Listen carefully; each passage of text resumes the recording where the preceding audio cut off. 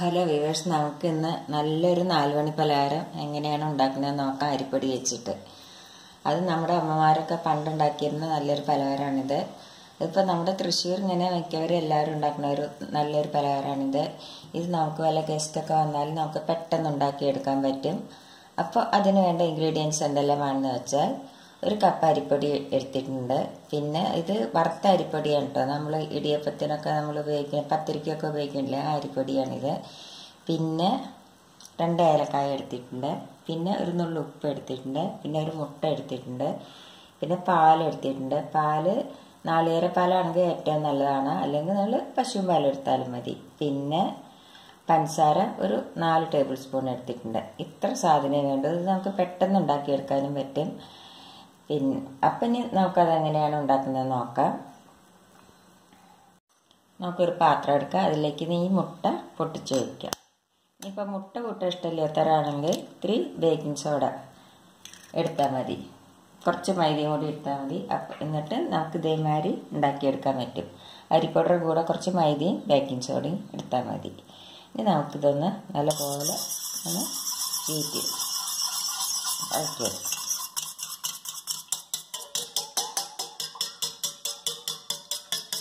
ഇതിലേക്ക് നമുക്ക് ഈ പഞ്ചസാര ഇട്ട് കൊടുക്കാം. ഇത് നല്ലപോലെ ഒന്ന് മിക്സ് ചെയ്തിട്ട് നല്ലപോലെ ഒന്ന് അടിച്ചെടുക്കണം.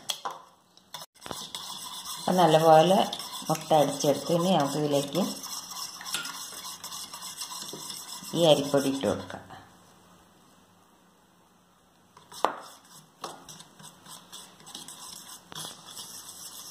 ഇതിലേക്ക് നമുക്ക് പാലൊഴിച്ച് കൊടുക്കാം.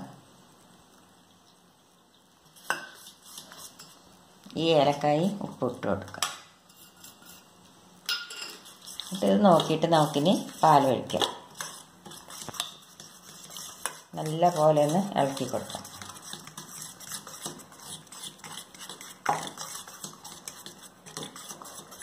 കുറച്ചും കൂടി അരിപ്പൊടി ഇട്ട് കൊടുക്കട്ടെ.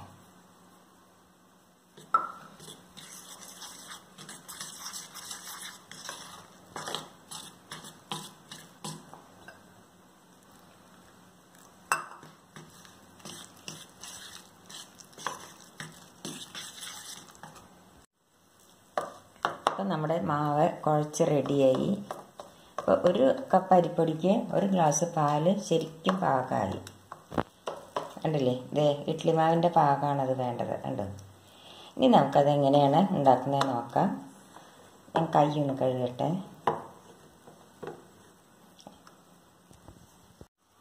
അപ്പം ഇനി നമുക്കത് എങ്ങനെയാണ് ഉണ്ടാക്കുന്നത് നോക്കാം. ഒരു ചീനച്ചട്ടി അടുപ്പത്ത് വെച്ചു. അതിലേക്ക് ഞാൻ വെളിച്ചെണ്ണ ഒഴിച്ചു കൊടുത്തു. വെളിച്ചെണ്ണ ഒന്ന് ചൂടാവട്ടെ. നമുക്കതൊന്ന് ചൂടായി എന്ന് നോക്കാം.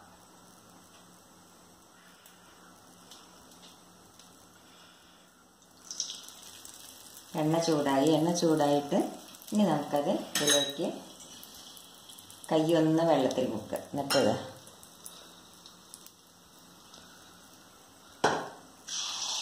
തീ സിമ്മിലാക്കണം കേട്ടോ. ഒരു മീഡിയം ഫ്ലെയിമിലാക്കിയിട്ട് വയ്ക്കണം.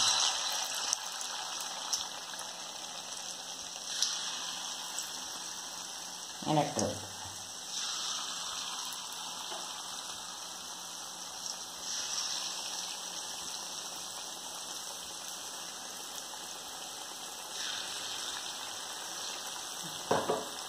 ഇനി നമുക്കിത് മറിച്ചിട്ട് കൊടുക്കാം. ഇത് 2 സൈഡ് ഇങ്ങനെ മറിച്ചിട്ടിട്ട് ഒരു ബ്രൗൺ കളറാണ്. അപ്പം നമ്മളിത് വാങ്ങിയെടുക്കും.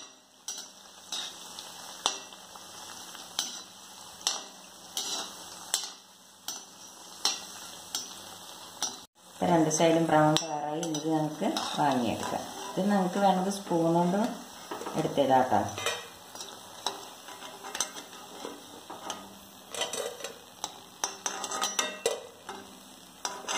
ഇനി ബാക്കിയുള്ളത് നമുക്ക് ഇതുമാതിരി ഉണ്ടാക്കിയെടുക്കാം. ഇപ്പം നമ്മുടെ അരിപ്പൊടിയും മുട്ടയും കൂടി ഉള്ള നമ്മുടെ 4 മണി പലഹാരം റെഡിയായി. ഇത് നിങ്ങളെല്ലാവരും ട്രൈ ചെയ്ത് നോക്കുമല്ലോ. പെട്ടെന്ന് ഉണ്ടാക്കിയെടുക്കാവുന്ന നല്ലൊരു 4 മണി പലഹാരമാണ്. ഇഷ്ടപ്പെടുകയാണെങ്കിൽ ലൈക്ക് ചെയ്യാനും ഷെയർ ചെയ്യാനും സബ്സ്ക്രൈബ് ചെയ്യാത്തവർ സബ്സ്ക്രൈബ് ചെയ്യാനും മറക്കരുത്. Thank you.